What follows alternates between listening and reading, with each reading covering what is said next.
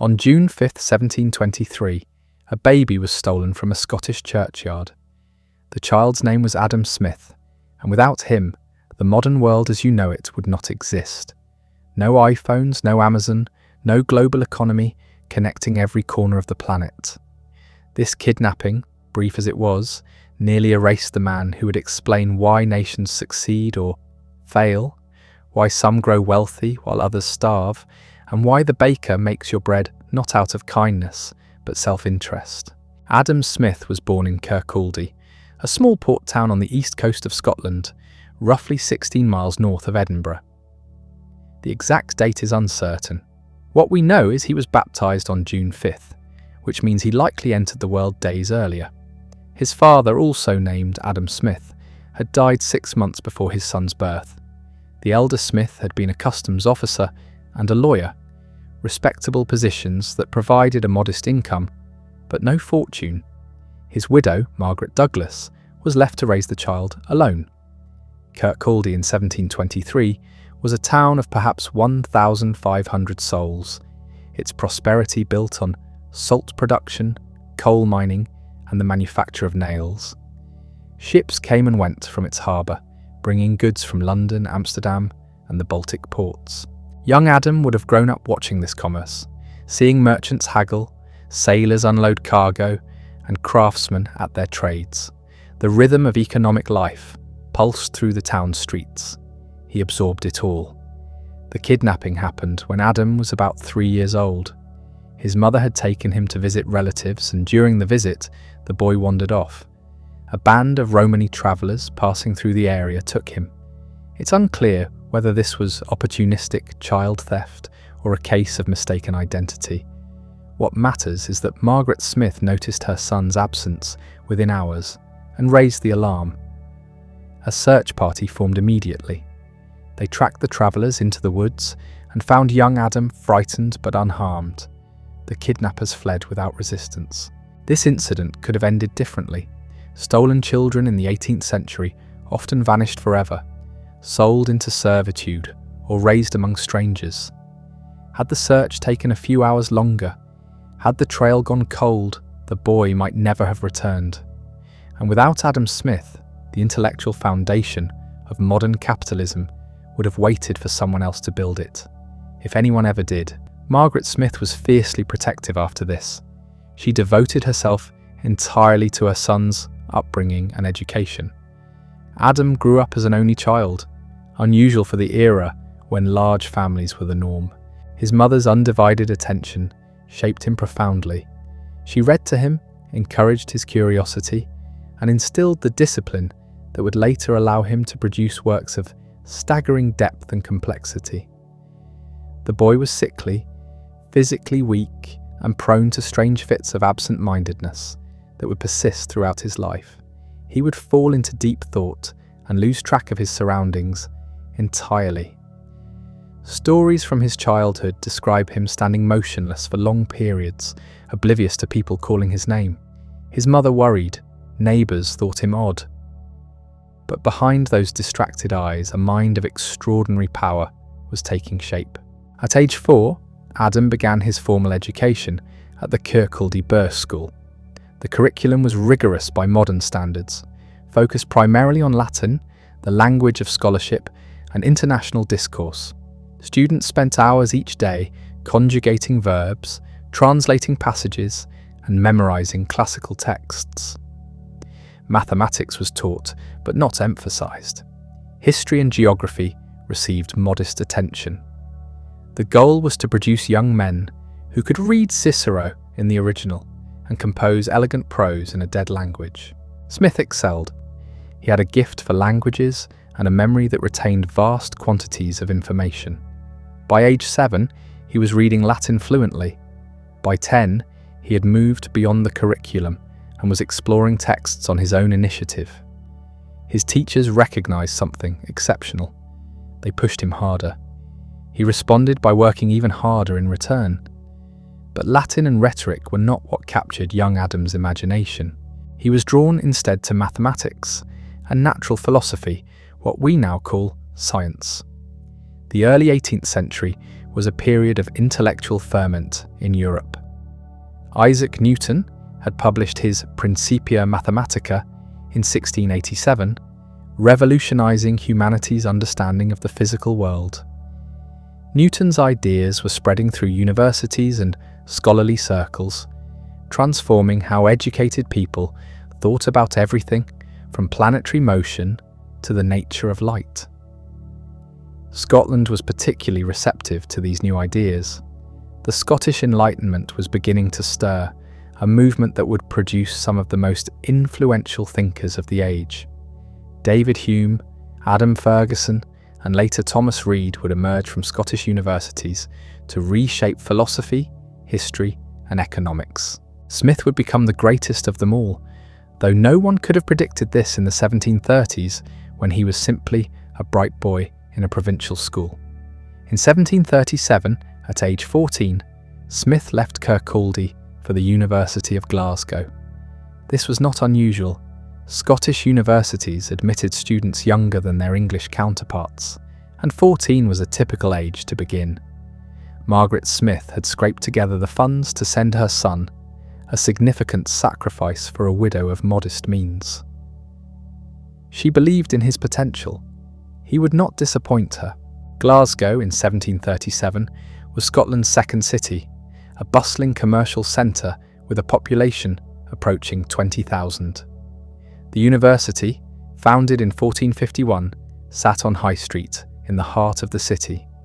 Its buildings were old, its facilities modest by Oxford or Cambridge standards, but its intellectual culture was vibrant.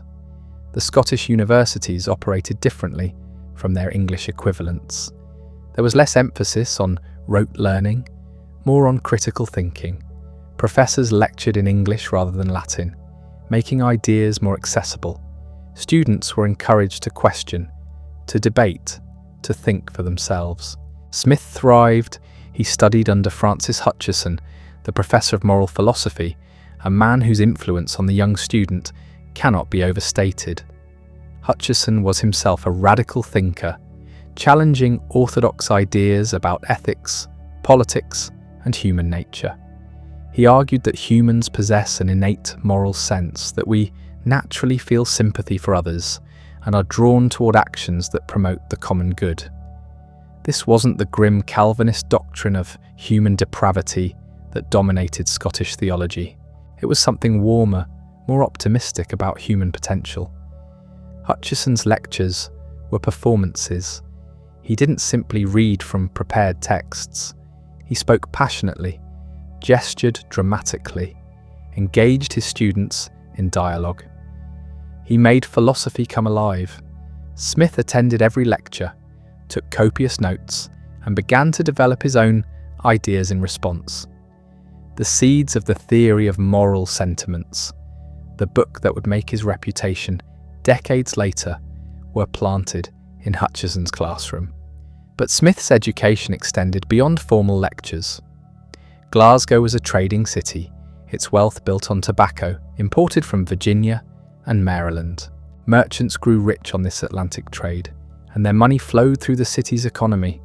Smith observed how markets worked, how prices fluctuated with supply and demand, how credit enabled transactions, how self-interest motivated commerce. The theoretical ideas he encountered in the classroom connected with the practical realities he saw in the streets. He was not a social creature. Even as a teenager, Smith was awkward in company, prone to those strange absent-minded episodes where he would lose track of conversations mid-sentence. He made few friends.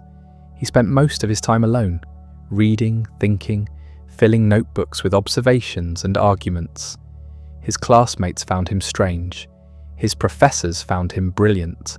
In 1740, after 3 years at Glasgow, Smith won a scholarship to Balliol College, Oxford. This was a tremendous achievement. The Snell Exhibition, as it was called, provided full funding for Scottish students to study at Oxford, the most prestigious university in Britain. Only the very best students were selected. Smith packed his belongings, said goodbye to his mother, and travelled south to England. He would hate every moment of it. Oxford in the 1740s was intellectually dead. Where Glasgow had encouraged debate and critical thinking, Oxford demanded conformity and rote memorization. Where Glasgow's professors engaged with new ideas, Oxford's clung to medieval scholasticism. The university existed primarily to train Anglican clergymen, and its curriculum reflected this narrow purpose.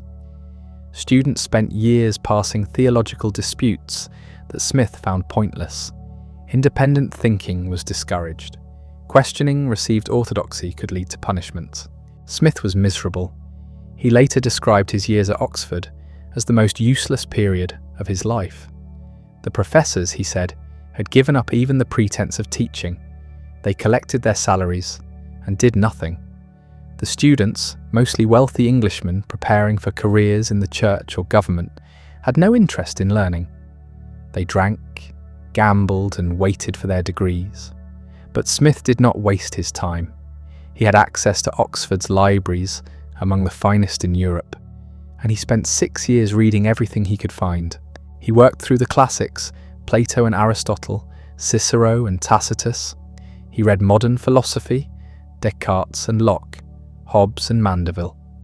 He taught himself French and Italian, so he could read works not yet translated into English. He filled notebook after notebook with observations, quotations, and developing arguments. In 1744, Oxford authorities discovered him reading David Hume's A Treatise of Human Nature, a book that challenged religious orthodoxy and argued that reason alone could not prove God's existence. The book was considered dangerous, possibly heretical. Smith was reprimanded, the book confiscated. He was more careful after that, but he continued reading forbidden texts in secret. Hume's skeptical philosophy would influence him profoundly. Though the two men would not meet for years, Smith's health suffered at Oxford. He experienced what he called a violent fit of laziness, likely depression, brought on by isolation and intellectual frustration. He wrote to his mother describing his ailments, his loneliness, his desire to return to Scotland. Margaret's letters in response do not survive, but we know she encouraged him to persevere. The Snell exhibition came with obligations. He could not simply abandon it. By 1746, Smith had had enough. He left Oxford without taking a degree, a decision that would have been scandalous had anyone cared. He returned to Kirkcaldy, to his mother's house, and tried to figure out what to do next. He was 23 years old, educated far beyond most of his contemporaries, but with no clear path forward. He had no interest in the church, the career his Oxford scholarship had prepared him for.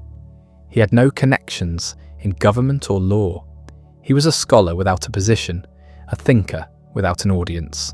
For 2 years, Smith lived in his childhood home, reading, writing, and contemplating his future.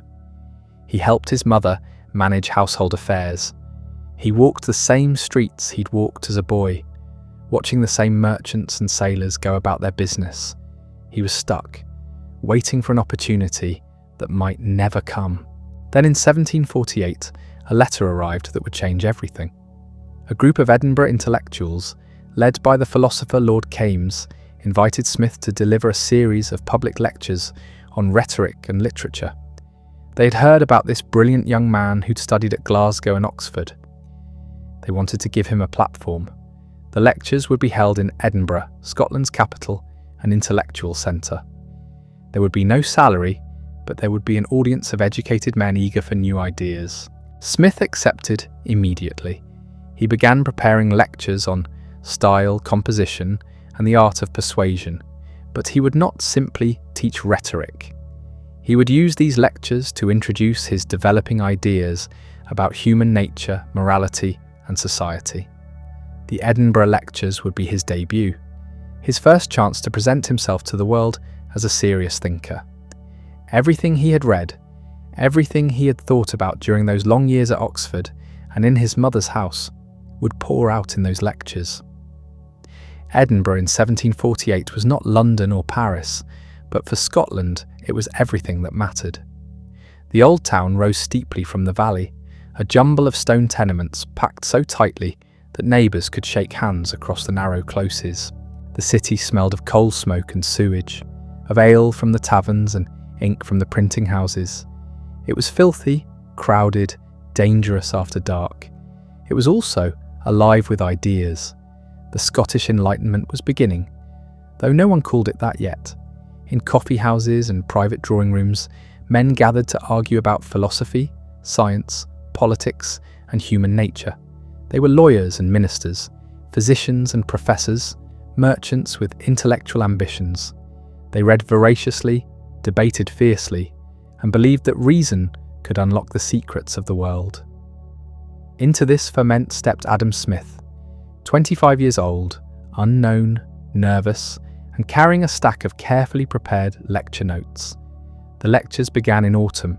Smith spoke in a rented room to an audience that grew larger each week. He charged a modest fee, enough to support himself modestly if attendance held. It held. Word spread quickly. Here was a young man who could make complex ideas clear, who spoke with quiet authority about matters that concerned educated people. His subject was rhetoric, the art of persuasive communication. But Smith approached it unlike anyone before him. Where traditional teachers focused on classical rules and formal techniques, Smith examined how language actually works in the human mind. Why do certain phrases move us? What makes an argument convincing? How does style shape meaning? He argued that good writing is not about ornament or decoration, it is about clarity. The goal is to communicate thought from one mind to another with as little distortion as possible. Simple words arranged in natural order convey meaning better than elaborate constructions designed to impress. This sounds obvious now. It was not obvious in 1748 when Latin periods and classical allusions dominated educated discourse. Smith drew on everything he had read. He analysed passages from Swift and Addison, showing how their plain style achieved effects that Baroque prose could not. He examined historical writing, legal arguments, scientific papers. He dissected sentences the way an anatomist dissects bodies, revealing the mechanisms beneath. But the lectures went deeper. Smith began introducing ideas about human nature that would occupy him for the rest of his life. How do we form judgments about right and wrong? Why do we care what others think of us? What role does sympathy play in moral reasoning? These questions were not tangential to rhetoric. They were fundamental. If you want to persuade someone, you must understand how their mind works, what moves them, what they value. Rhetoric is applied moral psychology. The audiences loved it. They came back week after week, brought friends, took notes. Smith's reputation grew. He was invited to dine with Edinburgh's intellectual elite. He met judges and ministers, publishers and poets. Doors that had been closed to a nobody from Kirkcaldy swung open for the young lecturer who could explain Adam's thoughts with such precision. Among those who attended the lectures was David Hume, already Scotland's most famous philosopher, despite the scandal his writings had caused. Hume was 16 years older than Smith, established, controversial, and possessed of a mind that questioned everything conventional wisdom accepted.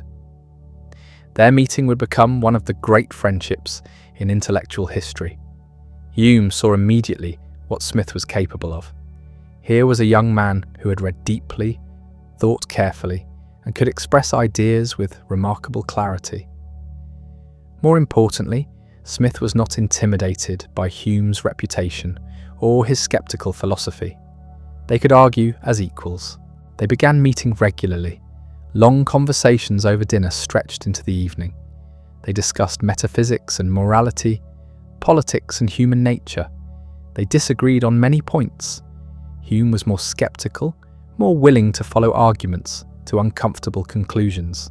Smith was more cautious, more interested in building systems than tearing them down. But the disagreements were productive. Each man sharpened the other's thinking. Smith learned from Hume that you cannot derive aught from is. You cannot move from factual statements about the world to moral conclusions without smuggling in assumptions. This insight would shape Smith's entire approach to moral philosophy. Hume learned from Smith that sympathy, our ability to imagine ourselves in another's situation, might provide a foundation for ethics that did not depend on divine command or abstract reason. This was not what Hume had argued, but Smith's version was more sophisticated than anything Hume had considered. The Edinburgh lectures continued for 3 years. Smith refined his ideas, expanded his arguments, built his reputation lecture by lecture. By 1751, he was no longer an unknown scholar hoping for an audience. He was a recognized thinker, someone universities might want to hire. That year, Glasgow University offered Smith the position he had been preparing for his entire life. The chair of logic at Glasgow had become vacant. The university needed someone who could teach the traditional curriculum, but also bring fresh ideas. Smith's Edinburgh lectures had proven he could do both. The appointment came through quickly. In January 1751, Adam Smith became Professor of Logic at the University of Glasgow. He was 27 years old. He returned to the city where his education had begun, to the institution where Francis Hutcheson had first shown him what philosophy could be. Now he would teach in those same classrooms, walk the same quadrangles, shape young minds as Hutcheson had shaped his. The position came with a salary of £70 per year, modest but sufficient. It came with rooms in the university. It came with respectability, security, and the freedom to pursue his ideas without worrying about where the next meal would come from. Smith threw himself into teaching with the same intensity he had brought to his Edinburgh lectures. His logic courses covered traditional topics like syllogistic reasoning and the structure of arguments. But he also introduced students to modern philosophy, to questions about how we acquire knowledge and how we can be certain of anything. The students responded enthusiastically. Smith's lectures were clear and engaging. He did not hide behind jargon or pretend that difficult questions had easy answers. He showed students how to think, not what to think. Then in 1752, barely a year after taking the logic chair, another position opened, the chair of moral philosophy, the most prestigious position at Glasgow, the chair that Francis Hutcheson had held until his death 2 years earlier. The university offered it to Smith. He accepted immediately. Moral philosophy in the 18th century was not a narrow academic specialty. It encompassed everything we now divide among ethics, political philosophy, economics, psychology, and sociology. The moral philosophy professor was expected to explain human nature in all its aspects. How do we distinguish right from wrong? What makes a government legitimate? Why do some societies prosper while others languish? What motivates human action? These were the questions Smith had been thinking about for years. Now he had a platform to develop comprehensive answers. His moral philosophy lectures were divided into 4 parts. First came natural theology, examining what reason alone could tell us about God and creation. Smith handled this section carefully. He was not particularly religious, but open skepticism could end a career. He said what was expected, then moved quickly to more interesting topics. The second part covered ethics. Here Smith developed ideas that would eventually become his first book. How do we form moral judgments? What role does sympathy play? Why do we praise some actions and condemn others? He was working toward a theory of morality grounded in human nature, rather than divine command or abstract reason. The third part dealt with jurisprudence, the principles underlying law and government. What is justice? What rights do individuals possess? When is government authority legitimate? These questions would occupy Smith for decades, though he would never publish the comprehensive book on jurisprudence he hoped to write. The fourth part addressed what Smith called police, revenue, and arms. This meant economic policy, public finance, and military organisation. How should societies organise production and trade? What taxes are fair and efficient? How should nations defend themselves? This section contained the seeds of Smith's later work on economics. Though that science did not yet exist as a separate discipline, Smith lectured 6 days a week during term. His classroom was often packed, students sitting on the floor when the benches filled.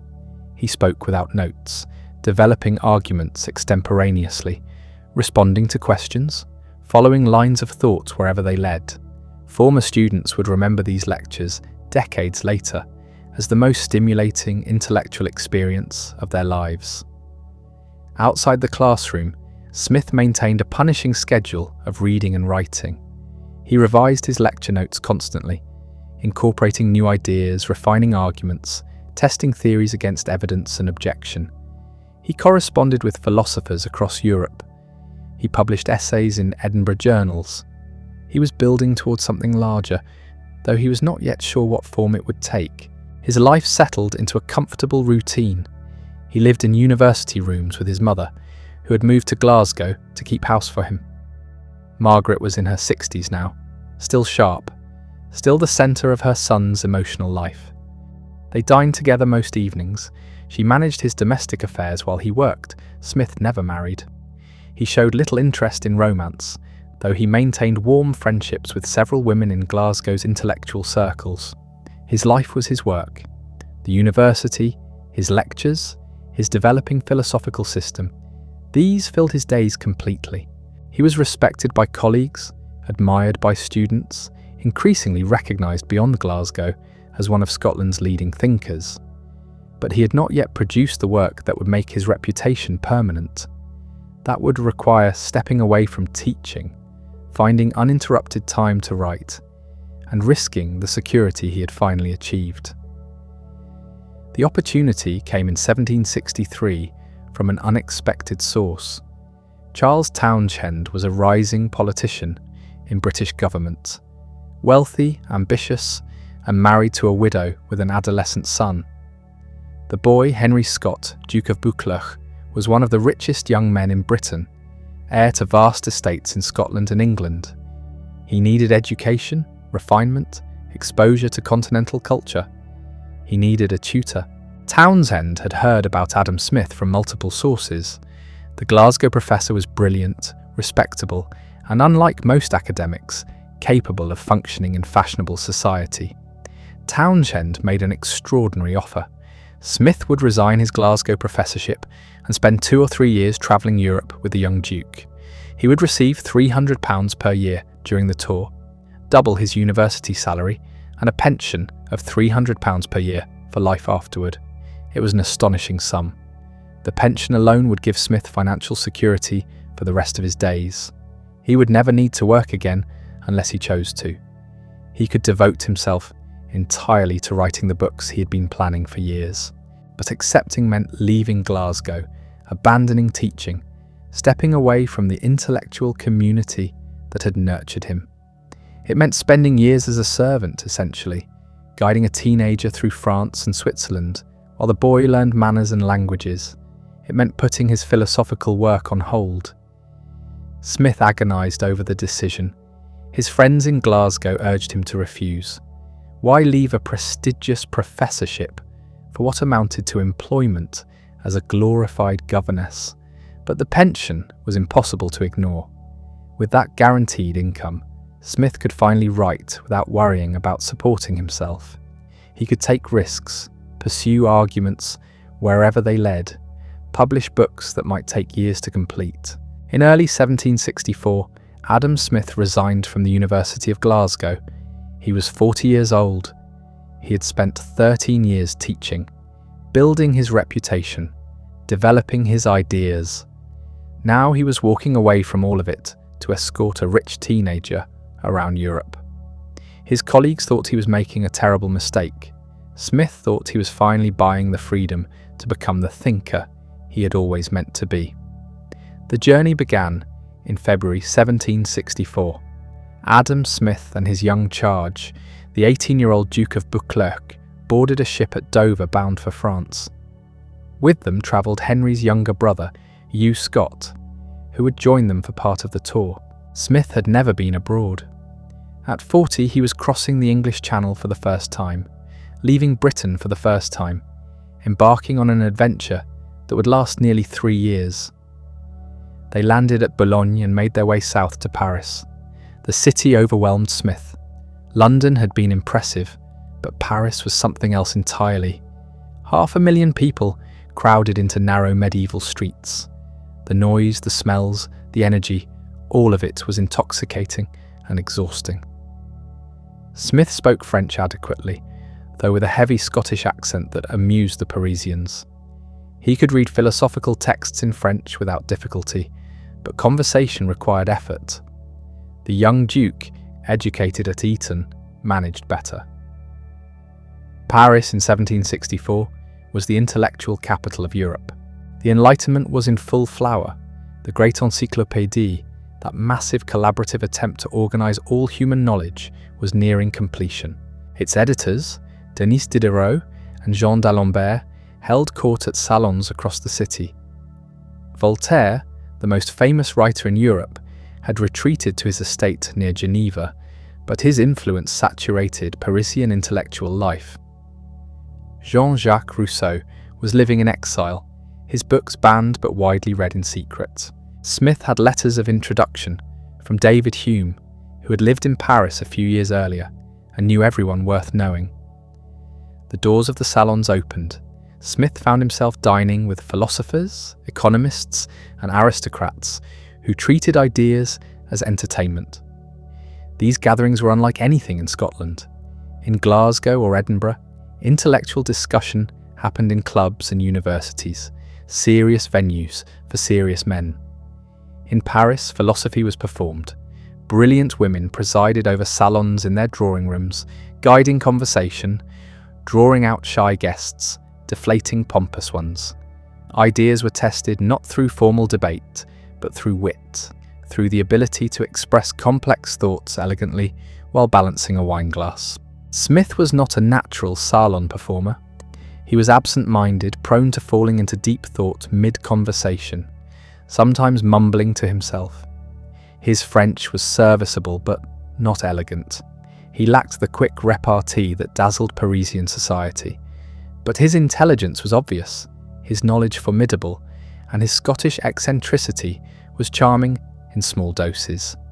He became a familiar figure in certain circles, the serious professor from Glasgow, who occasionally said something profound.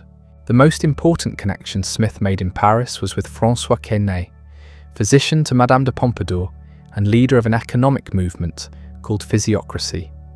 Quesnay was in his 70s, a man who had come late to economic theory, but developed ideas that would influence Smith profoundly.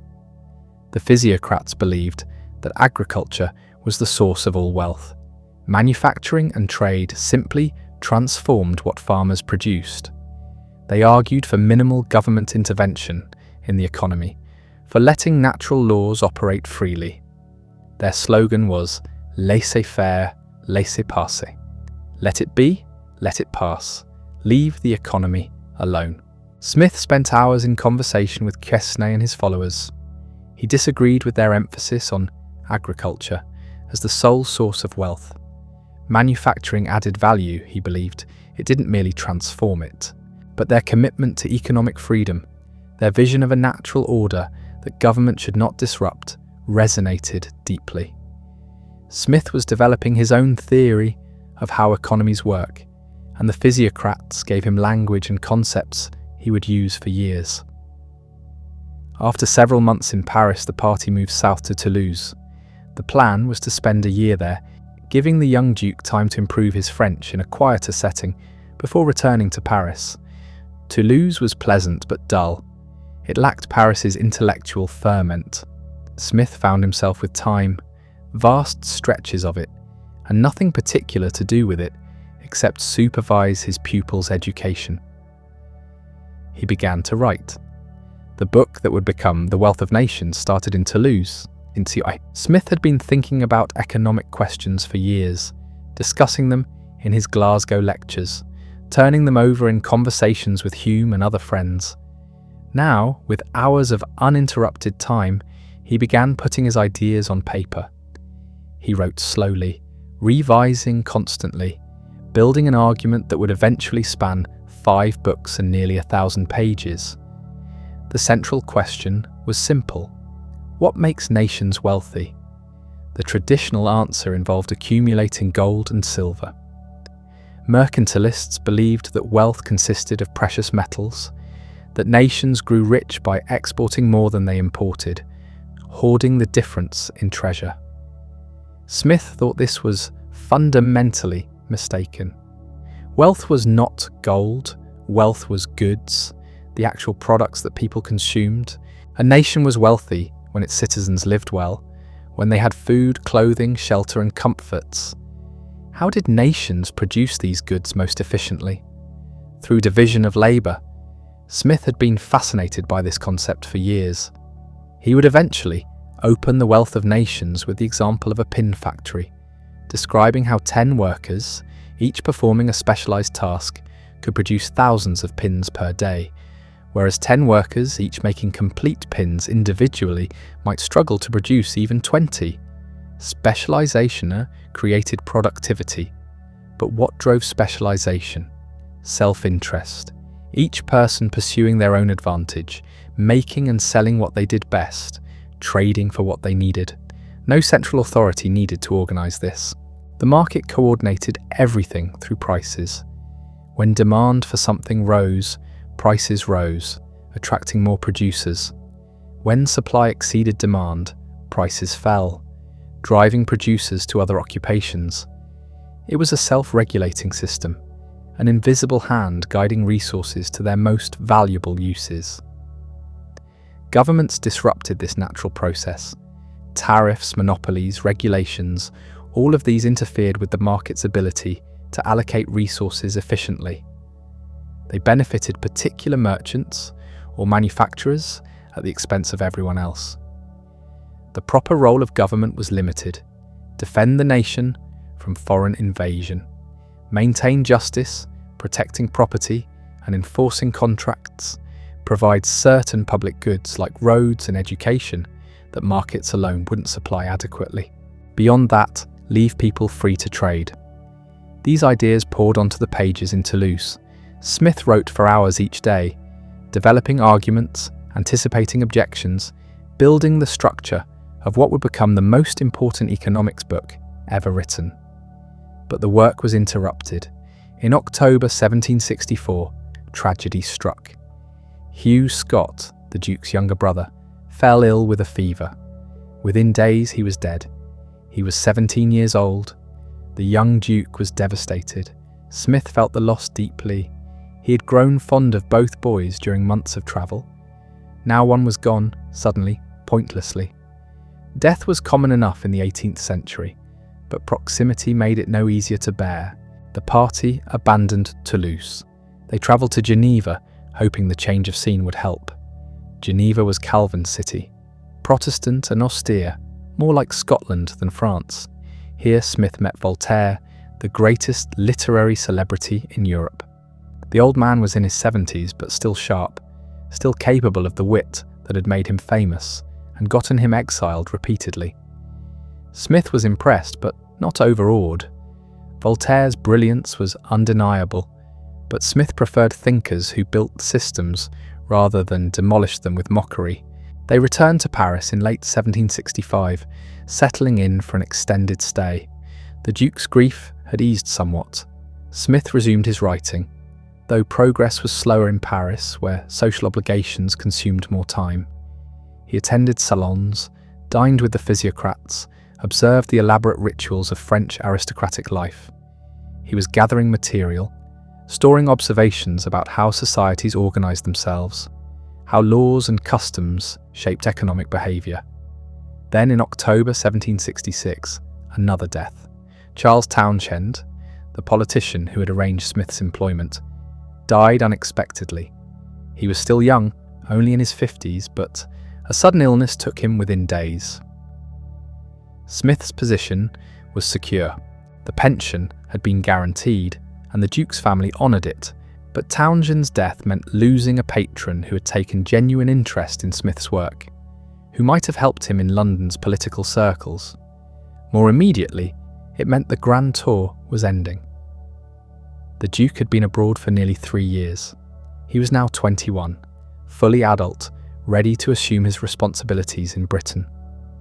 There was no longer any reason to stay on the continent. In November 1766, Adam Smith returned to Scotland. He was 43 years old. He had spent nearly 3 years away from home, seen France and Switzerland, met the leading thinkers of Europe, and accumulated notes for a book that would take him another decade to complete. He settled not in Glasgow, but in Kirkcaldy, the small town where he had been born. His mother was still alive, still managing his domestic life, and Kirkcaldy was quiet enough for sustained work. He had his pension, £300 per year, enough to live comfortably without teaching or taking on other employment. For the first time in his life, Smith could devote himself entirely to writing. The work went slowly.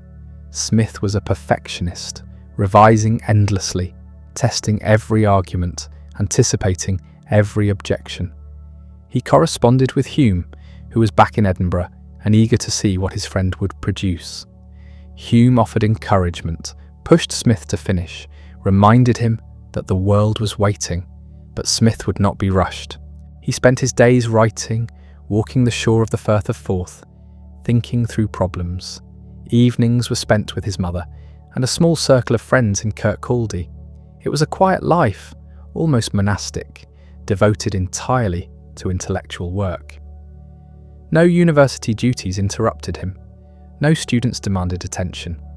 Just Smith, his papers, and the book that was slowly taking shape. Years passed. 1767, 1768, 1769.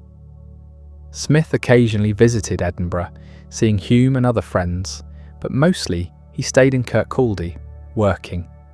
He expanded his chapters on the division of labour, refined his critique of mercantilism, developed his theory of value and price. The manuscript grew longer, more comprehensive, more ambitious. What had started as a treatise on economic policy was becoming a complete theory of commercial society, an explanation of how modern economies emerged from feudalism and where they might be heading. In 1773, after 7 years of work, Smith finally moved to London. The book was nearly done, but it needed finishing touches, and London offered resources that Kirkcaldy lacked. Libraries, booksellers, access to government documents, and trade statistics. Smith took lodgings and immersed himself in the final stages of composition. London, in the 1770s, was a city in flux. The American colonies were becoming restive, complaining about taxes and restrictions on trade. Parliament debated how to maintain control over territories 3,000 miles away. The East India Company, the massive trading corporation that effectively governed much of India, was lurching from crisis to crisis. The British economy was growing rapidly but unevenly, creating new wealth and new tensions. Smith watched these developments with keen interest. His book was about more than abstract theory. It was about the actual economic conflicts tearing at the British Empire. The American complaints about taxation without representation, the restrictions on colonial manufacturing and trade, the monopolies granted to favoured companies, all of this was exactly what Smith's theory condemned. Government was interfering with natural economic processes, trying to control what should be left free. But the writing dragged on. Smith was never satisfied. Each section required revision. New ideas demanded incorporation. Arguments needed strengthening. Hume, back in Edinburgh, grew impatient. He was in his 60s now, his health failing. He wanted to see Smith's book before he died. He wrote urging his friend to finish, to stop perfecting and start publishing. In early 1776, after nearly 10 years of work, the manuscript was finally complete. Adam Smith was 52 years old.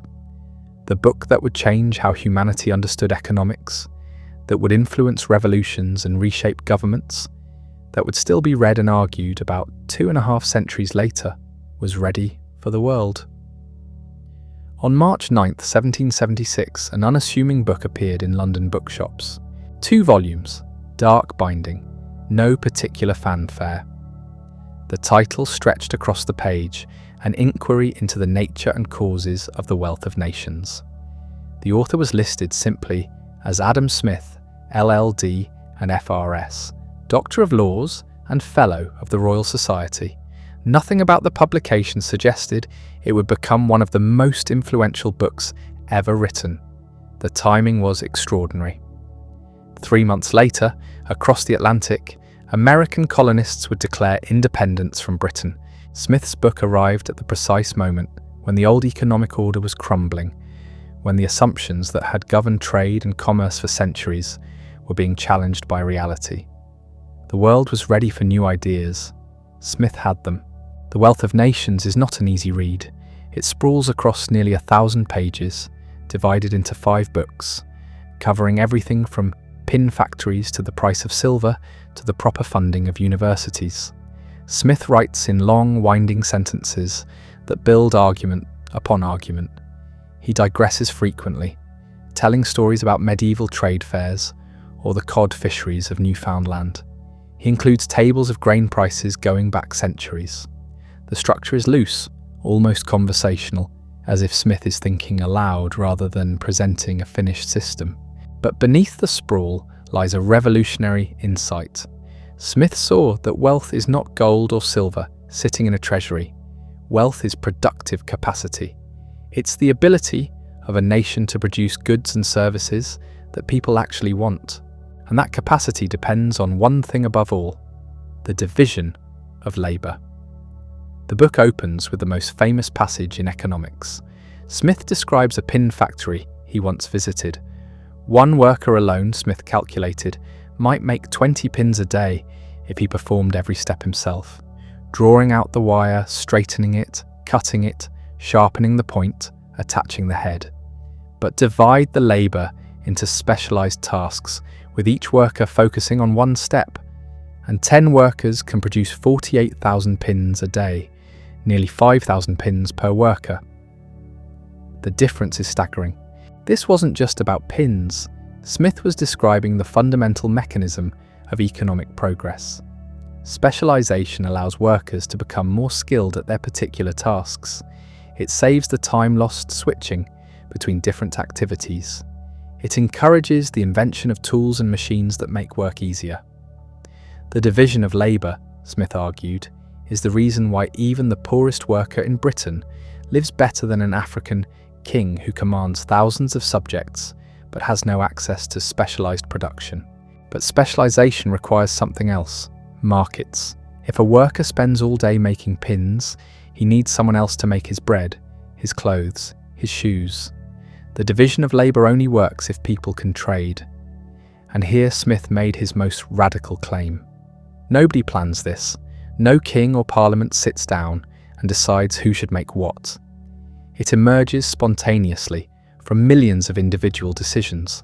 The butcher, the brewer, the baker, they don't provide dinner because they care about you. They do it because they care about themselves. And that's fine. That's how it should work. Smith wrote the line that would be quoted for centuries. It is not from the benevolence of the butcher, the brewer, or the baker that we expect our dinner, but from their regard to their own interest. Self-interest isn't greed. It's not selfishness in the moral sense. It's simply the recognition that people respond to incentives, that they make choices based on what benefits them and their families. And when people are free to make those choices, when they can pursue their own advantage through honest trade, the result is prosperity for everyone. Not because anyone intended it, but because the system itself, the invisible hand of market coordination, channels individual self-interest toward collective benefit. The invisible hand. Smith only used the phrase once in the entire book, almost in passing, but it captured something essential about his vision. Markets don't need central direction. They self-organise. Prices rise and fall, signalling what's scarce and what's abundant. Profits attract investment to growing industries. Losses drive resources away from declining ones. The whole system adjusts constantly, automatically, responding to changes in technology, tastes and circumstances. No czar of the economy makes these decisions. They emerge from the interactions of millions of people, each pursuing their own goals. This was the opposite of everything the mercantilists believed. They thought wealth came from accumulating gold, from running trade surpluses, from restricting imports and subsidizing exports. Smith demolished these ideas systematically. Gold is just metal. It's useful as money, but hoarding it doesn't make a nation rich. What matters is production. A country that produces vast quantities of goods and services is wealthy whether it has gold reserves or not. The mercantilists wanted to protect domestic industries from foreign competition. Smith showed why this backfired. If Britain bans French wine to protect British winemakers, British consumers pay higher prices for inferior wine. Resources that could have been used productively elsewhere get trapped in an inefficient industry. Meanwhile, France retaliates by banning British cloth, hurting British manufacturers. Both countries end up poorer. Free trade, by contrast, allows each nation to specialise in what it does best, importing what others produce more efficiently. Everyone gains. Smith wasn't naive. He knew markets could fail. Monopolies could restrict output and raise prices. Employers could collude to keep wages low. Merchants would always try to rig the system in their favour if government let them. But the solution wasn't more regulation, it was less. The problem wasn't that markets were too free, it was that government kept interfering, granting privileges to favoured companies, imposing restrictions that prevented competition. The American colonies were the perfect example. Britain had passed laws forcing colonists to trade only with British merchants, prohibiting certain manufacturing, taxing imports and exports. The goal was to benefit British industry at colonial expense. Smith argued this was foolish. The restrictions hurt both sides. They prevented the colonies from developing their full productive potential, which meant less wealth overall, which meant less trade, which ultimately hurt Britain too. The mercantile system was strangling the golden goose. Smith devoted an entire book, the fourth, to dismantling mercantilism, piece by piece. He examined every argument for trade restrictions, every justification for monopolies, every reason given for government intervention in markets. And one by one he showed why they failed, not just theoretically, but practically. He used historical examples, statistical evidence, logical analysis. The case was overwhelming, but Smith was no dogmatic libertarian. He recognised three legitimate roles for government: national defence, obviously, justice, the protection of property rights, and enforcement of contracts, and public works, things like roads and harbours that benefit everyone, but that no private merchant would build because the profits can't be captured individually. Within these bounds, government was necessary. Beyond them, it typically did more harm than good. The book's scope was extraordinary. Smith discussed taxation, arguing that taxes should be proportional to ability to pay and certain rather than arbitrary. He analysed public debt, warning that governments tended to borrow recklessly and burden future generations. He examined education, criticising universities for teaching dead languages while ignoring practical knowledge. He traced the evolution of European society from feudalism to commercial economy, showing how economic forces had gradually undermined the power of the old aristocracy. He even included a history of money, explaining how societies moved from barter to using precious metals as mediums of exchange. He discussed banking, the nature of credit, the dangers of paper money issued irresponsibly. He ranged across centuries and continents, drawing examples from ancient Rome, medieval Europe, contemporary China, the American colonies. The erudition was stunning, and throughout, Smith wrote as a moral philosopher, not just an economist. The wealth of nations was never just about maximising GDP, it was about human flourishing. Smith believed that commercial society, for all its flaws, offered ordinary people a chance at dignity and independence that feudalism never had. A worker could save, could improve his condition, could see his children rise. That wasn't guaranteed, but it was possible. Under feudalism, it wasn't even imaginable. Yet Smith was no apologist for the rich. Some of his harshest language targeted merchants and manufacturers who colluded to raise prices or lobbied government for special privileges. People of the same trade seldom meet together, he wrote, even for merriment and diversion, but the conversation ends in a conspiracy against the public or in some contrivance to raise prices. He didn't trust businessmen. He just trusted government even less to fix the problems they created. The initial reception was mixed. Reviewers recognized the book's importance, but were sometimes overwhelmed by its scope. Some praised Smith's learning and insight. Others complained about the digressions and repetitions. The book sold steadily, but not spectacularly at first. 500 copies in the first year. It would take time for the ideas to spread. David Hume received his copy in April. He was dying of cancer, though he hid the severity from friends. He read the book quickly and wrote to Smith with enthusiastic praise. The work, he said, was profound and important. It would establish Smith's reputation as the foremost thinker of the age. But Hume worried about one thing. The book was so long, so dense that few people would actually read it all the way through. Smith should have written something shorter, more accessible. The ideas deserved a wider audience. Hume died 4 months later, in August 1776. Smith was in London when the news reached him. He had lost his closest friend, the man who had encouraged him through every stage of his career, who had believed in him when others doubted. The loss was devastating. Smith travelled to Edinburgh for the funeral, helped settle Hume's affairs, and took on the task of preparing his friend's final works for publication. It was the least he could do. Back in London, Smith watched as events unfolded in America. The Declaration of Independence had been signed in July. War was spreading. The British government, desperate for revenue to fund military campaigns, imposed new taxes and trade restrictions. Everything Smith had warned against in his book was being implemented as policy. The mercantile system was destroying the empire from within, but Smith's influence was already growing. Politicians began reading the book, or at least reading summaries and reviews. Some found it persuasive.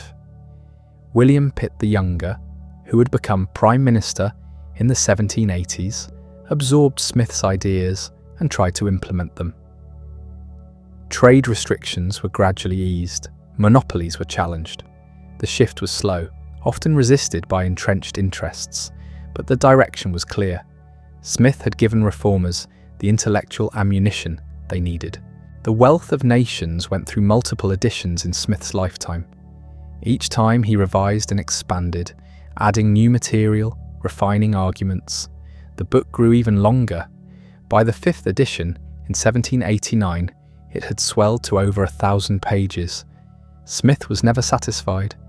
There was always more to say, more evidence to incorporate, more objections to answer, but the core message remained unchanged. Wealth comes from production, not hoarding. Markets coordinate better than planners. Free trade benefits all parties. Government should protect liberty and property, not grant privileges to favoured groups. These weren't just economic principles, they were moral principles.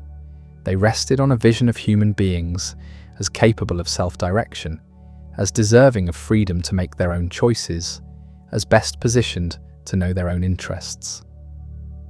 Smith had done something extraordinary. He had created a new science, or at least put an existing one on firm foundations. Economics before Smith was a jumble of merchant advice and government policy prescriptions. After Smith, it was a discipline with principles, methods, and a systematic framework. Later thinkers would refine his ideas, challenge them, build on them, but they were always responding to Smith. The Wealth of Nations had become the foundation text of modern economics. Yet Smith never saw himself as finished. The book was successful, yes. His reputation was secure, but there was more work to do. He had other projects in mind, other books to write. The theory of moral sentiments needed revision. He wanted to write a complete account of law and government. His mind was still active, still questioning, still building. In 1778, he accepted a position that would give him the time and resources to continue his work. He became Commissioner of Customs for Scotland. The position was not what it seemed. Commissioner of Customs sounds like a ceremonial title, the kind of post given to aging scholars who need an income but aren't expected to do much. Smith took it seriously. He moved to Edinburgh, took an oath of office, and showed up to work. He examined trade records, investigated smuggling operations, enforced tariff regulations. It was ironic, perhaps even absurd. Here was the man who'd argued against trade restrictions now employed to enforce them. His critics noticed, how could the prophet of free trade work for the very system he'd condemned? But Smith saw no contradiction. The law was the law. Until Parliament changed it, customs duties existed and needed collecting. Personal belief didn't exempt anyone from civic obligation. Besides, the salary was substantial. £600 per year, more than he'd ever earned as a professor. It gave him financial security for the first time since leaving Oxford decades earlier. He could afford a comfortable house, could support his aging mother and his cousin Janet Douglas, who managed his household. He no longer worried about money. The work consumed more time than he'd anticipated. Meetings, paperwork, disputes with merchants who claimed exemptions they didn't deserve. But he didn't abandon scholarship. In the evenings, after his customs duties were finished, Smith returned to his manuscripts. He revised the theory of moral sentiments extensively. The sixth edition, published in 1790, the year of his death, would contain major additions. He'd been developing his ideas for decades, thinking through objections, refining his understanding of sympathy and judgment. The revisions showed a more mature thinker, less certain about some early claims, more nuanced in his treatment of virtue. He also worked on his planned history of philosophy and astronomy. The manuscript existed in draft form. It traced the development of scientific theories from ancient Greece through Newton, showing how each system emerged from attempts to explain celestial motions. Smith never finished it. The work remained fragmentary, unpublished in his lifetime. His friends would eventually print it after his death, but it never achieved the influence of his major books. Edinburgh in the 1780s was still an intellectual centre, though its golden age was fading. The Scottish Enlightenment that had produced Hume, Smith, and so many others was winding down. The great figures were ageing or dead. The next generation hadn't yet emerged. Smith was now the elder statesman, the living link to that remarkable era. He lived quietly. His house on Panmure Close was modest, comfortable without being ostentatious. He entertained occasionally, hosting dinners for old friends and younger scholars who sought his advice. He wasn't a brilliant conversationalist like Hume had been. His mind worked differently, preferring systematic analysis to witty repartee. But when engaged on subjects he cared about, he could talk for hours, explaining, clarifying, building arguments step by step. His routine was regular: mornings at the customs house, afternoons reading or writing, evenings with friends or alone with his books, Sundays at church, not from deep piety but from habit and social obligation. He walked daily, usually the same routes, lost in thought. Neighbours grew accustomed to seeing the commissioner muttering to himself, working through some problem as he paced the streets. The French Revolution erupted in 1789. Our news travelled slowly, but the implications were immediate. Here was everything the Enlightenment had promised or threatened, depending on your perspective. Monarchy overthrown, privileges abolished, reason proclaimed as the guide to political order. Smith watched with mixed feelings. He'd argued that governments should interfere less in economic affairs, should trust individuals to manage their own interests. The revolutionaries in Paris were saying something similar, though with far more radical implications. They weren't just advocating free trade, they were dismantling an entire social structure. Smith approved of some reforms. The abolition of feudal dues made economic sense. Removing guild restrictions would help markets function. But the violence troubled him. The mob rule worried him. He'd built his philosophy on the assumption that people were basically reasonable, capable of sympathy and self-restraint. The terror that would soon engulf France challenged that assumption. He didn't live to see the worst of it. By 1790, Smith's health was deteriorating. He was 67, old by 18th century standards. He'd never been robust. Years of irregular eating, long hours hunched over manuscripts, the stress of academic politics and public controversy had taken their toll. He suffered from chronic intestinal complaints. He tired easily. Friends noticed he was withdrawing, spending more time alone, less interested in social occasions. In the spring of 1790, he knew the end was approaching. He called his closest friends to his house. Chemist Joseph Black was there, one of the few remaining connections to the old Edinburgh circle. James Hutton came, the geologist whose theories about deep time were as revolutionary in their way as Smith's economics. They gathered in Smith's study, surrounded by his books and papers.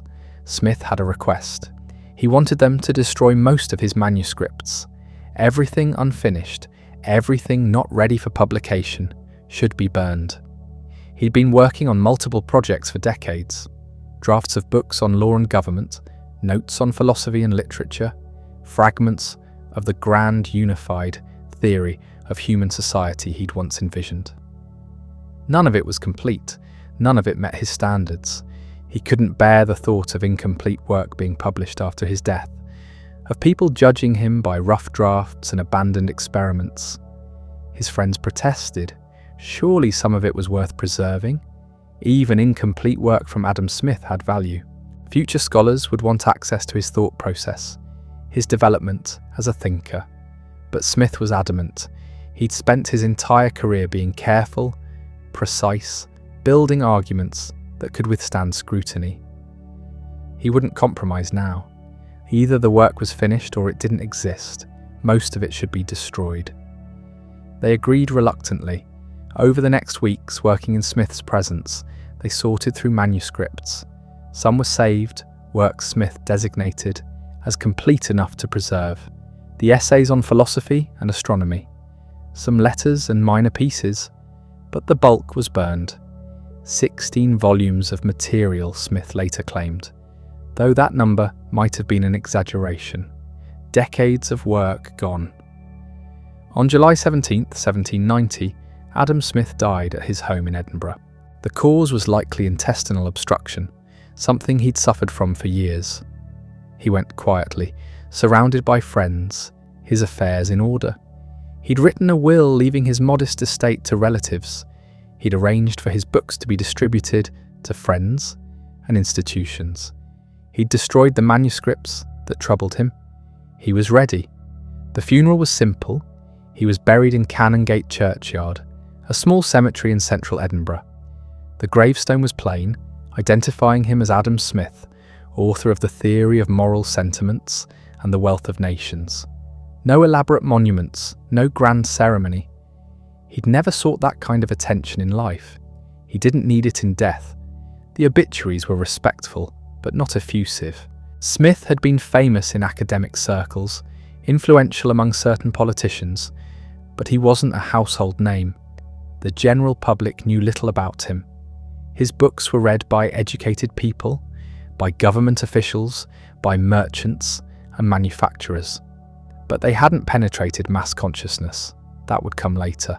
Within a few decades, Smith's reputation began to grow. As the Industrial Revolution accelerated, as Britain became the workshop of the world, Smith's ideas seemed increasingly prescient. He'd described the division of labour before factories made it universal. He'd explained how markets coordinate economic activity before anyone had seen a truly modern economy. He'd argued for free trade before its benefits became undeniable. Politicians invoked his authority. Reformers cited his arguments. Critics of government intervention quoted him chapter and verse. The Wealth of Nations became a sacred text for advocates of capitalism, though Smith himself had never used that word and would have found some of their interpretations puzzling. Particularly in America, Smith became an icon. The founders had read him. Hamilton cited him in the Federalist Papers. Jefferson admired him despite disagreeing on manufacturing policy. As the United States developed into an economic power, Smith's vision of a society built on commerce and voluntary exchange seemed validated. By the mid-19th century, Smith was enshrined as the father of economics. Universities taught his theories. Economists built on his framework. Classical economics, the dominant school for generations, traced its lineage directly to the Wealth of Nations. David Ricardo extended Smith's analysis of trade. Thomas Malthus engaged with his population theories. John Stuart Mill synthesized and refined the classical tradition Smith had founded. But something was lost in the canonization. Smith became known primarily for the invisible hand, for the idea that self-interest produces social benefit. That was part of his argument, certainly, but it wasn't the whole story. Smith had also written about sympathy, about moral judgment, about the limits of markets. He'd warned against monopolies and defended labour unions. He'd criticised merchants and manufacturers as often as he'd praised them. The Theory of Moral Sentiments, which Smith considered his more important book, was largely forgotten. Economists focused on the wealth of nations. They extracted principles, built models, turned Smith's rich contextual analysis into abstract theory. This wasn't entirely wrong. Smith had been developing a science, and science requires abstraction. But something of his vision was lost. The full human being, embedded in society, motivated by more than profit, constrained by sympathy and moral judgment. That disappeared from most economic thought. The 20th century brought new challenges to Smith's legacy. Marxists attacked him as an apologist for capitalism. Keynesians argued that markets needed government management to function properly. Development economists questioned whether free trade benefited poor countries. Each generation found new reasons to revise or reject Smith's conclusions, yet they couldn't ignore him. Even critics had to engage with Smith's arguments. The framework he'd established, the questions he'd asked, the methods he'd developed remained foundational. You might disagree with his answers, but you couldn't avoid his questions. How is wealth created? What role should government play in the economy? How do markets coordinate individual decisions into social outcomes? These were Smith's questions, and they're still ours.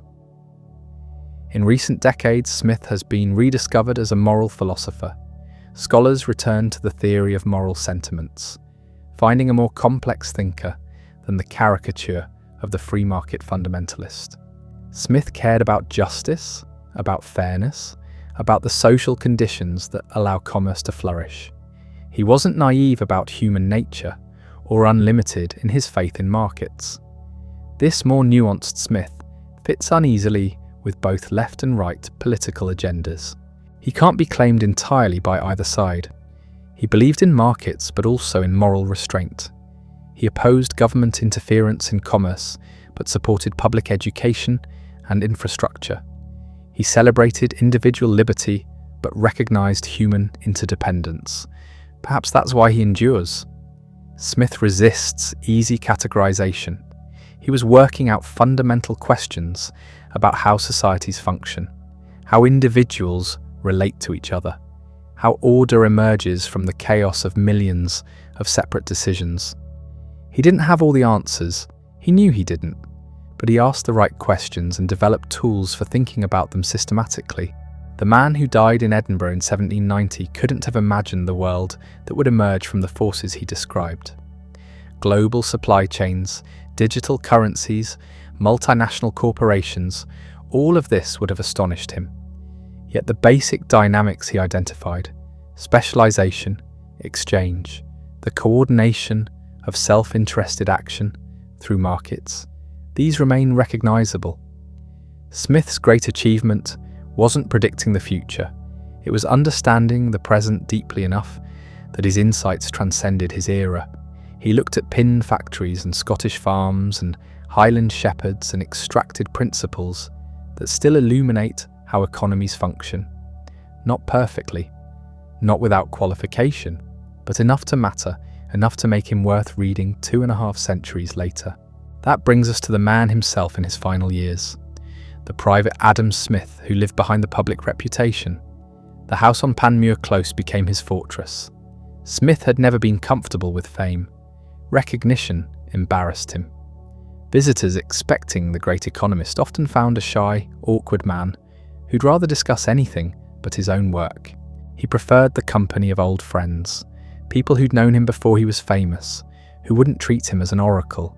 His routines were simple: morning walks regardless of weather, hours at his desk, working on revisions he'd never finish, afternoons receiving visitors, evenings with close companions. He kept a good table, wine flowed freely, conversation ranged across every topic except economics. Joseph Black, the chemist, remained a regular guest. So did James Hutton, who was developing revolutionary ideas about geology. They'd talk science, philosophy, the gossip of Edinburgh society. Smith was happiest in these informal gatherings where ideas moved freely without the weight of reputation. He still worked on his books. The Theory of Moral Sentiments went through its 6th edition in 1790. Smith revised passages, clarified arguments, added new material. He was never satisfied. Every edition revealed flaws in the previous one. Perfection remained elusive. The Wealth of Nations received similar treatment. Each printing brought corrections, expansions, second thoughts. Smith accumulated notes for a third great work that would never be written, a systematic treatise on jurisprudence, law, and government, the project that had occupied his mind since his Glasgow lectures 40 years earlier. But age was catching up. His hands trembled, his eyesight weakened. The physical act of writing became difficult. He hired assistants to take dictation, but it wasn't the same. Thoughts formed more slowly. The sharp clarity of his middle years had dulled. His mother's death in 1784 hit him hard. She'd been 90 years old, a remarkable age for the era. They'd lived together his entire adult life. Her presence had been constant, unobtrusive, essential. The house felt empty without her. Margaret Douglas, his cousin, had moved in after Kirkcaldy. She managed the household, provided companionship, ensured Smith wasn't entirely alone. But it wasn't the same. His mother had known him from birth. She'd watched him develop from a kidnapped child into the most famous Scotsman of his generation. That bond couldn't be replaced. Smith's health began failing in 1787. Digestive troubles that had plagued him for years grew worse. He lost weight, struggled to keep food down. Friends noticed his decline. The man who'd once walked miles daily now tired after a few blocks. He knew the end was approaching. With characteristic thoroughness, he began settling his affairs. The manuscripts worried him most. 16 volumes of draft material sat in his study. Notes, outlines, fragments of the jurisprudence project. Early versions of published works. Private thoughts never meant for public eyes. Smith couldn't bear the thought of strangers reading these incomplete works. They didn't represent his final thinking. Publishing them would misrepresent his views, confuse his legacy. He made a decision. In July 1790, he summoned Black and Hutton. He was specific about what he wanted. The 16 volumes of manuscripts must be destroyed. All of them. No exceptions. His friends tried to negotiate. Surely some material could be saved, published posthumously with appropriate context. Smith was adamant. Everything must burn. They agreed reluctantly, But Smith didn't trust even his closest friends completely. He wanted to witness the destruction himself. Too weak to supervise, he made them promise to burn the papers in his presence before he died. The promise was kept. Over several sessions in the weeks before his death, Black and Hutton brought the manuscripts to Smith's room. One by one, the volumes were fed to the fire. Decades of work, thoughts that would never be known, questions that would remain forever unanswered. Smith watched it all burn. What was lost? We'll never know. Perhaps early drafts that would have illuminated his thinking. Perhaps ideas that contradicted his published views. Perhaps simply the private thoughts of a man who valued his privacy above posterity. The flames consumed them all. Only 2 small volumes survived. Smith had forgotten about them or judged them acceptable. Essays on philosophical subjects, mostly from his youth. They'd be published posthumously, giving later scholars a glimpse of his early development. But the rest, the bulk of his unpublished work, was gone. Smith died on July 17, 1790. He was 67 years old. The cause was likely intestinal cancer, though 18th century medicine couldn't diagnose it precisely. He'd been in pain for months, declining steadily. The end came as a relief. His last words, according to witnesses, were addressed to his friends. "I believe we must adjourn this meeting to some other place." Even dying, Smith maintained his composure. No drama, no grand statements. Just a practical observation delivered with dry wit. The funeral was simple. Smith had requested no pomp, no elaborate ceremony. He was buried in Canongate Kirkyard, a small churchyard near his home. The grave marker was modest.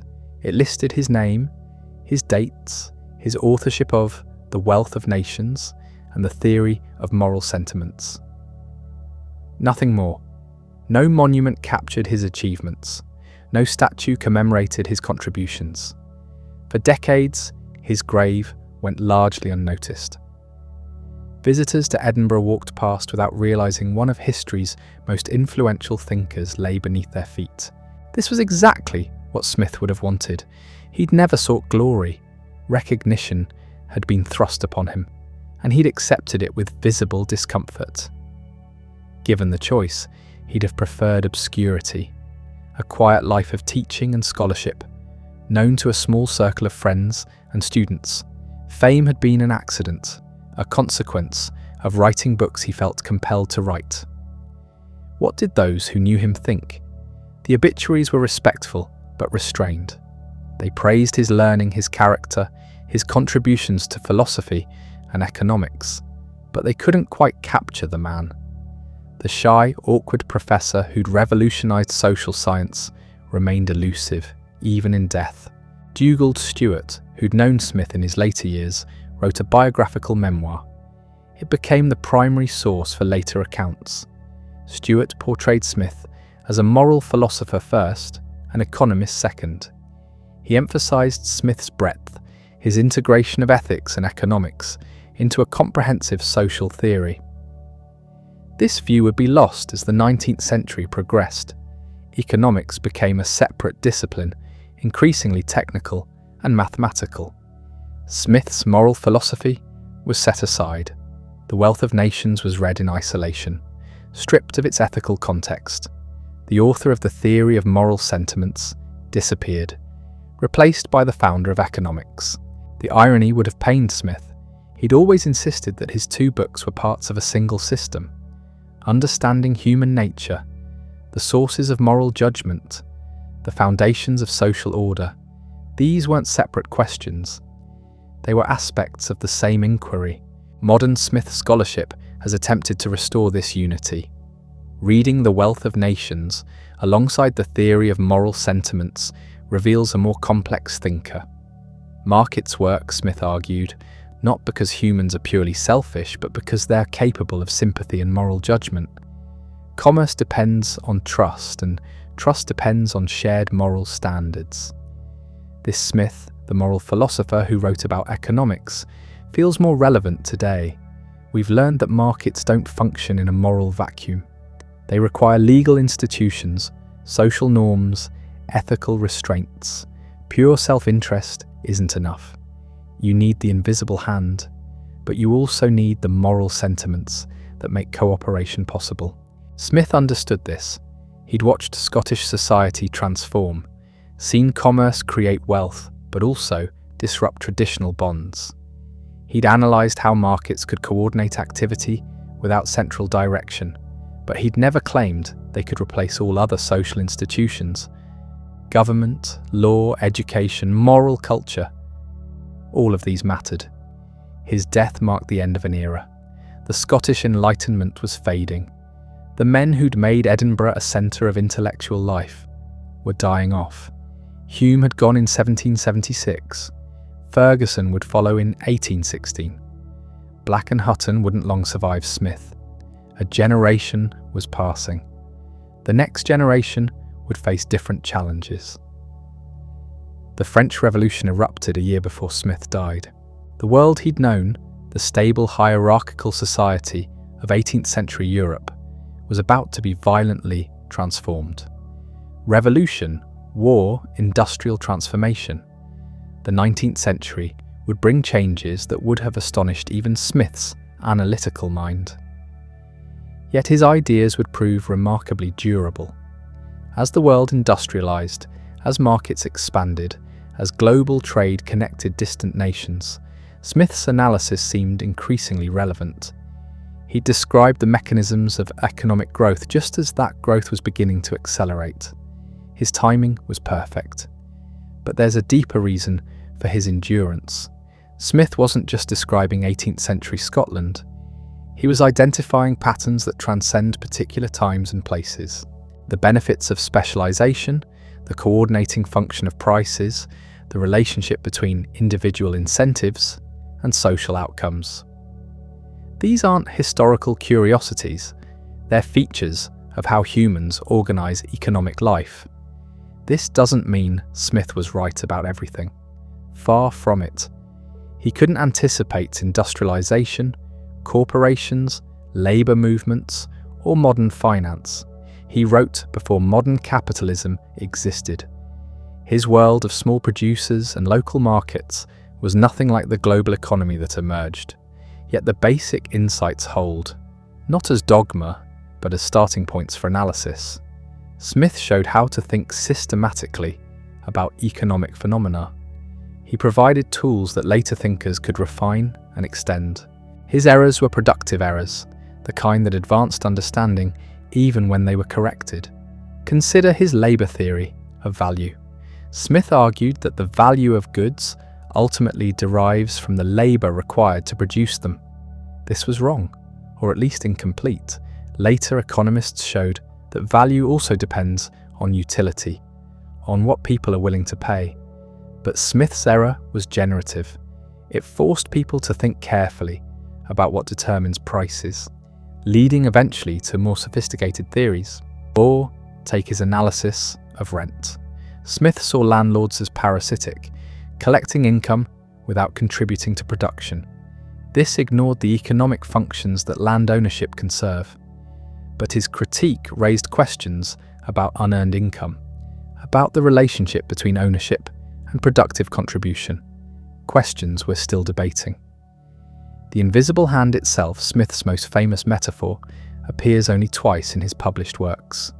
Once in The Theory of Moral Sentiments, once in The Wealth of Nations. It was never the centerpiece of his analysis that later interpreters made it. Smith's actual argument was more nuanced, more conditional, more aware of market failures. But the metaphor captured something real.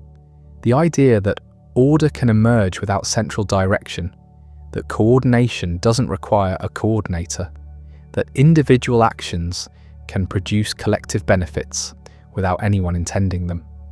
This insight, however you phrase it, was genuinely novel. It changed how people thought about social organisation. Smith's legacy is this collection of insights, tools and questions. Not a finished theory, but a framework for thinking. He showed that economic life could be studied systematically, that patterns could be identified, that understanding was possible. Everything that came after built on this foundation. Walk through Edinburgh today and you'll find Smith everywhere. his face on banknotes, his statue on the Royal Mile, his name on buildings and institutes. The city has claimed him as its own, though he spent more of his life in Glasgow and Kirkcaldy. But Edinburgh was where he died, where his reputation was built, where the Scottish Enlightenment reached its peak. The house on Panmure Close is gone, demolished for redevelopment. A plaque marks the approximate location. Tourists pause, take photos, move on. Few have read The Wealth of Nations. Fewer still have tackled the theory of moral sentiments. But they know the name. They know he was important. The details have been forgotten, but the reputation endures. That would have satisfied Smith. He didn't want fame, but he did want his ideas to matter. He spent his life trying to understand how societies function, how individuals relate to each other through exchange, how order emerges from apparent chaos. If later generations found his work useful, if his questions remained worth asking, that would be legacy enough. The man himself, the shy professor who burned his papers and died quietly among friends, has receded into history. What remains is the work, the ideas, the framework for thinking about economic life that he created. It's been modified, extended, challenged, and refined, but it hasn't been replaced. 230 years after his death, we're still working within the tradition Adam Smith established. That tradition is alive in ways Smith never anticipated. Every economics classroom teaches supply and demand. Every policy debate invokes market efficiency. Every discussion of globalization references comparative advantage. These aren't just Smith's ideas, but they flow from his starting point. The notion that economic activity can be understood through systematic analysis, that principles can be discovered, that human behavior follows patterns. This was Smith's gift. But something strange happened to his legacy. He became a symbol, invoked by people who'd never opened his books. Free market advocates claimed him as their prophet. Critics of capitalism blamed him for inequality. Libertarians quoted him selectively. Progressives dismissed him as outdated. Everyone had an opinion about what Smith believed. Few had actually checked. The real Smith was more interesting than the caricature. He distrusted merchants and manufacturers, warning constantly about their tendency to conspire against the public. He believed education should be publicly funded. He supported progressive taxation. He thought workers deserved higher wages. He worried about the psychological costs of repetitive labour. None of this fits neatly into modern political categories. His views on empire were particularly striking. Writing while Britain was expanding its colonial holdings, Smith argued that colonies were economically irrational. They cost more to maintain than they generated in revenue. The monopolistic trading companies that ran them were corrupt and inefficient. The whole system existed to benefit a small merchant class at everyone else's expense. Britain should let the colonies go. They'd be better off independent, and so would Britain.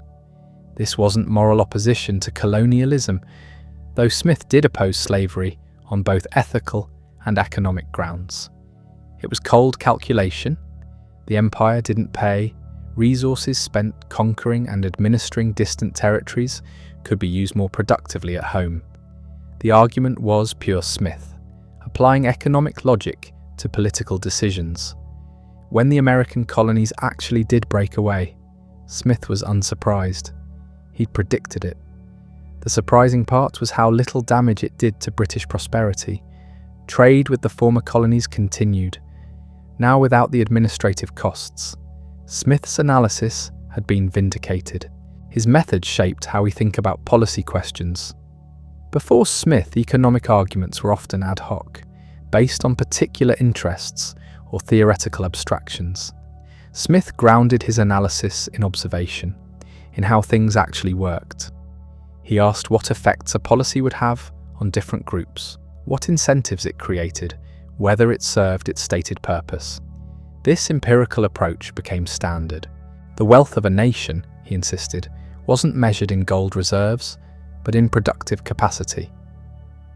A country was rich if it could produce goods efficiently, if its citizens lived comfortably, if trade flourished. The mercantilist obsession with accumulating treasure missed the point entirely. Wealth was dynamic, created through labour and exchange, not static, hoarded in vaults. This insight seems obvious now. It wasn't then. Shifting focus from treasure to production, from state power to living standards, from zero-sum competition to mutual benefit through trade required reconceptualizing what economics studied. Smith made that shift possible.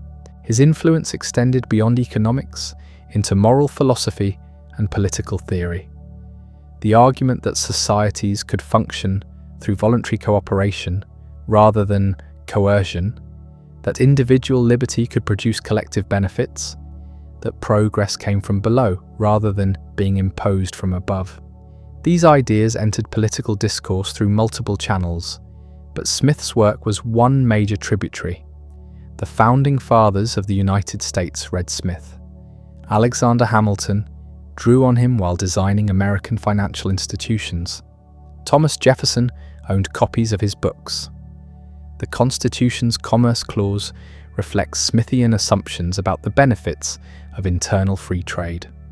Whether Smith would have approved of the American system is unclear, but his ideas shaped the thinking of those who built it. In Britain, his impact was slower but deeper. Policymakers gradually absorbed his arguments about trade and taxation.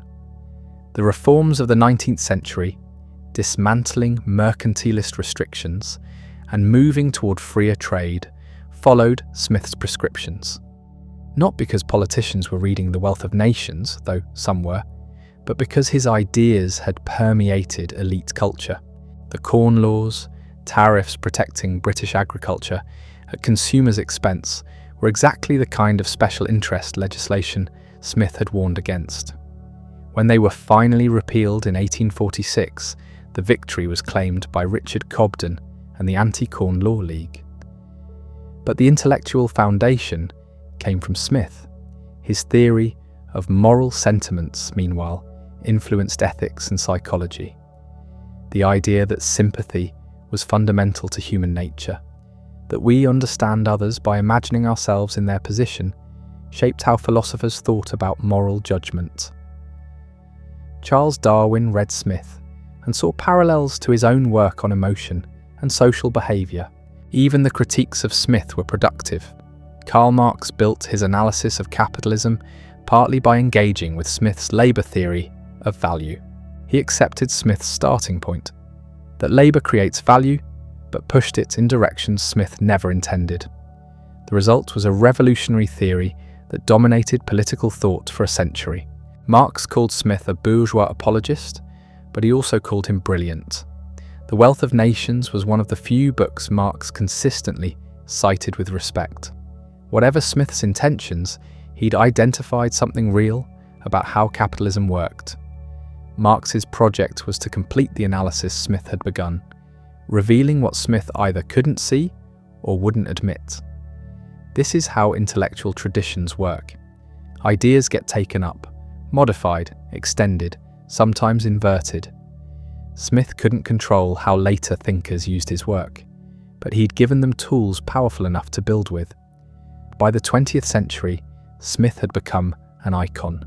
Academic economics had moved far beyond his analysis. Incorporating mathematics and formal modelling, Smith never attempted, but introductory textbooks still began with his principles. Students learned about absolute and comparative advantage, about how markets coordinate production, about the efficiency of specialization. These were Smith's insights, dressed in modern language. The discipline had also narrowed in ways Smith might have regretted. His work ranged across philosophy, history, politics, psychology, always keeping the whole society in view.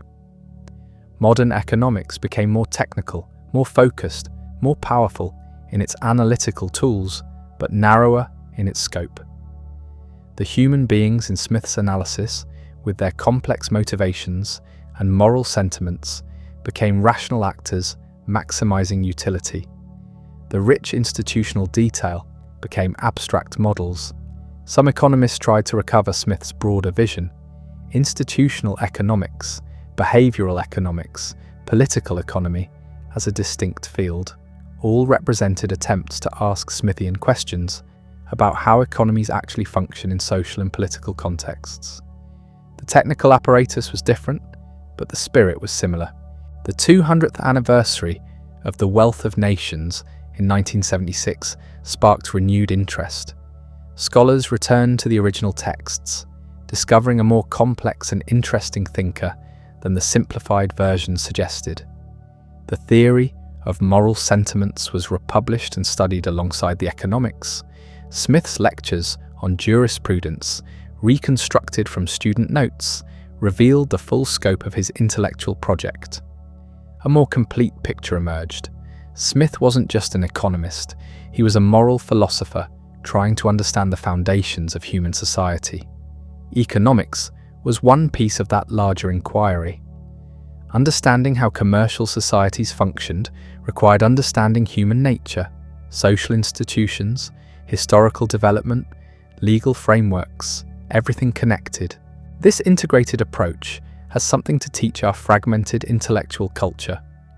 We've gained precision by specializing, but we've lost the ability to see how different domains interact. Smith worked before the disciplines separated, when a single mind could still encompass political economy, moral philosophy, and natural jurisprudence. We can't return to that era, but we can learn from his synthetic vision. Walk into any economics department and you'll find Smith's presence. Not in the technical research which has moved far beyond his methods, but in the basic questions. What makes some societies prosperous and others poor? How do markets coordinate economic activity? What role should government play? When do individual interests align with collective welfare, and when do they diverge? These remain central questions, and they're Smith's questions. His ghost also haunts political debates. Every argument about markets versus government, about globalization, about trade policy, eventually references Smith or fights over his legacy. Usually without much accuracy, but the impulse is sound. He thought deeply about these issues. His analysis, however dated in specifics, remains worth engaging. The danger is treating him as an authority rather than a resource. Smith was brilliant, but he wasn't omniscient. He worked with limited data, crude analytical tools, and the prejudices of his era. Some of his conclusions were wrong, some of his assumptions were flawed, some of his blind spots were glaring, but his method was sound. Observe carefully, think systematically, test arguments against evidence, consider unintended consequences, be skeptical of simple solutions, recognize that human institutions are complex, that they serve multiple functions, that they evolve over time. This approach remains valuable regardless of whether his specific conclusions hold up. The invisible hand metaphor endures because it captures something genuinely puzzling. How does order emerge from chaos? How do millions of independent decisions produce a functioning economy? The answer Smith sketched is still roughly correct. Prices convey information. Incentives shape behaviour. Competition drives efficiency.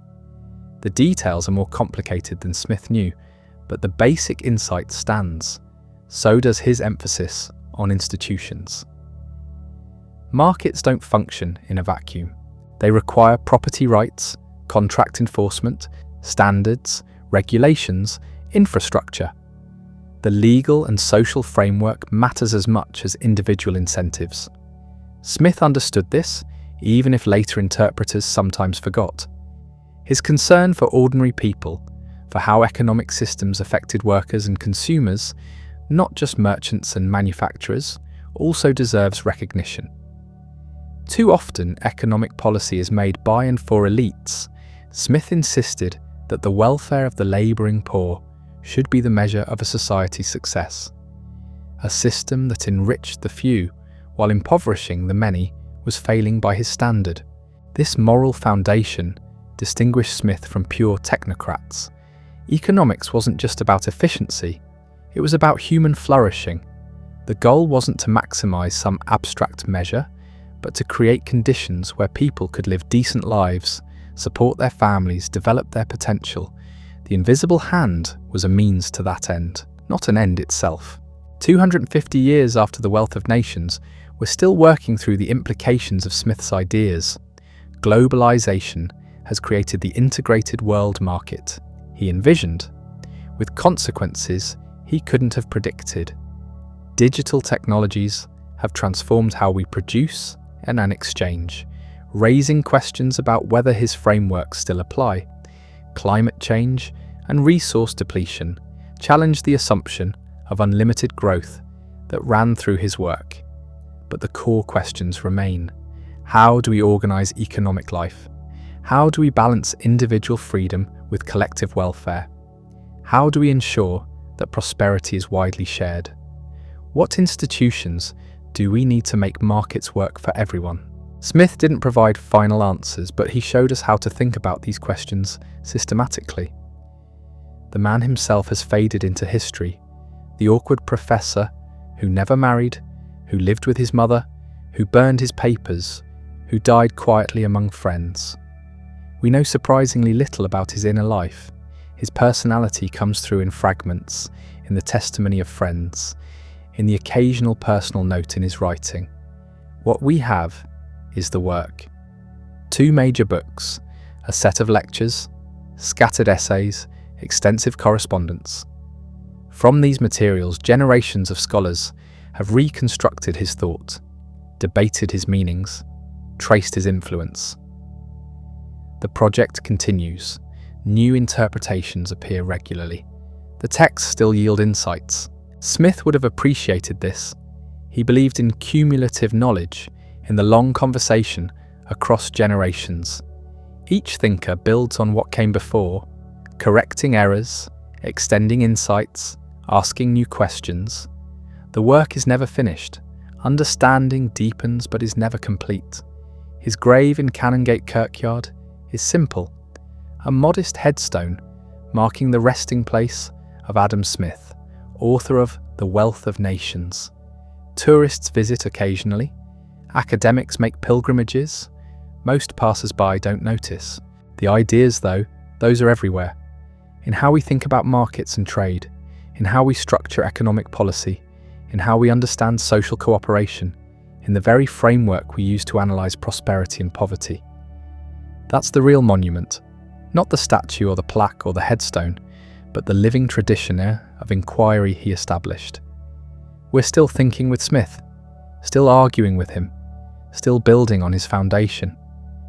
The conversation he started 2.5 centuries ago continues and shows no signs of ending. That's legacy enough for anyone. The work endures, evolving with each generation that wrestles with it. Smith didn't freeze economics in amber. He started a conversation that refuses to end. Every time someone asks why one nation prospers while another struggles, they're asking Smith's question. Every time a policymaker weighs intervention against freedom, they're walking ground Smith mapped. The terrain has changed, the tools have improved, but the territory remains recognisable. Consider what we've lost and what we've kept. The pin factory is gone, replaced by automated assembly lines and global supply chains. The merchants Smith observed have become multinational corporations. The simple trade between neighbouring towns has become a planetary system of interdependence. Nothing looks the same. Yet the underlying dynamics, the patterns Smith identified, they persist. Specialisation still drives productivity. Self-interest still motivates exchange. Prices still coordinate activity. The scale has changed, the principle hasn't. This is why Smith matters beyond historical interest. He wasn't documenting his era. He was uncovering patterns that transcend eras. The specific examples dated immediately. The insights behind them remain current. A theory that he explains both 18th century Scotland and 21st century globalization has captured something fundamental about human economic behaviour. But there's a tension in how we remember him. Smith, the prophet of free markets, invoked by those who want government to vanish. Smith, the moral philosopher, concerned with virtue and social cohesion, claimed by those suspicious of unfettered capitalism. Both versions exist in the texts. Neither captures the whole. He was more complex than his admirers admit, more systematic than his critics acknowledge. The manuscripts he burned might have resolved these contradictions, or they might have deepened them. We'll never know. Smith chose to leave us with the finished works, the arguments he was willing to defend, the ideas he'd tested and refined. What we lost was the process. What we kept was the result. Perhaps that was the right trade.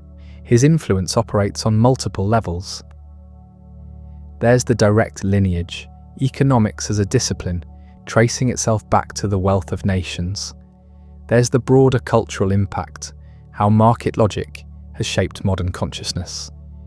And there's something deeper, harder to specify, a way of thinking about social phenomena. The recognition that complex order can emerge without deliberate design, that intention and outcome often diverge, that systems have their own logic, independent of what anyone wants them to do. This systems thinking, this willingness to trace unintended consequences, to acknowledge that even well-meaning policies can backfire, this represents Smith's deepest contribution. It's not about markets versus government. It's about humility in the face of complexity, about recognizing that societies are not machines we can engineer to specification, but organic systems we must understand before we intervene. The irony is rich. Smith, who never travelled far, who lived the same routines for decades, who found adventure in books rather than journeys, he's the one who explained how the world connects, how Scottish farmers and Chinese manufacturers, separated by continents and cultures, participate in the same economic system, how the baker in Kirkcaldy and the merchant in Guangzhou, who will never meet, serve each other's needs through a chain of exchanges neither could plan or predict. He saw this because he looked carefully at what was in front of him, the port town where he grew up, the university where he taught, the customs house where he worked. He didn't need to travel the world because he understood that the world came to him in the form of goods traded, ideas exchanged, patterns repeated at every scale. The local contained the universal for those with eyes to see it. That's the final lesson. Genius isn't always about grand visions or revolutionary breaks. Sometimes it's about looking at familiar things with fresh eyes, about asking why things work the way they do, about refusing to accept that this is just how things are, demanding instead to understand the mechanisms.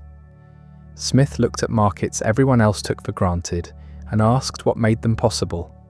That simple question led everywhere. The shy professor who burned his papers, who died quietly among friends, who wanted no monument beyond his books. He got his wish and more. The books survived, the ideas spread, the framework he built became the foundation others extended. Not because he was infallible, but because he was rigorous. Not because he had all the answers, but because he asked the right questions. 2.5 centuries later, we're still asking them, still debating what he meant, still testing his theories against new evidence, still finding insights we missed before, still discovering that the problems he grappled with remain our problems. The details have changed, the fundamentals haven't. That's what it means to be foundational. Not to be correct forever, but to establish the terms of the conversation. To frame questions so clearly that even those who disagree must engage on your ground. To build a structure sturdy enough that later generations can renovate without demolishing. Smith built that structure. We're still living in it, still modifying it, still arguing about whether to tear down this wall or add that wing. But we're working from his blueprint. The architecture is his. The tradition continues because he started it, because he showed how economic life could be studied systematically, because he demonstrated their understanding was possible. The kidnapped child who nearly vanished in 1726 instead became the mind that explained how the world works. That transformation, from stolen baby to foundational thinker, contains its own invisible hand. Chance and choice, individual action, and systematic forces, all combining to produce an outcome no one could have predicted. It's the kind of emergence Smith spent his life analysing, that his own existence exemplified the pattern makes the story complete.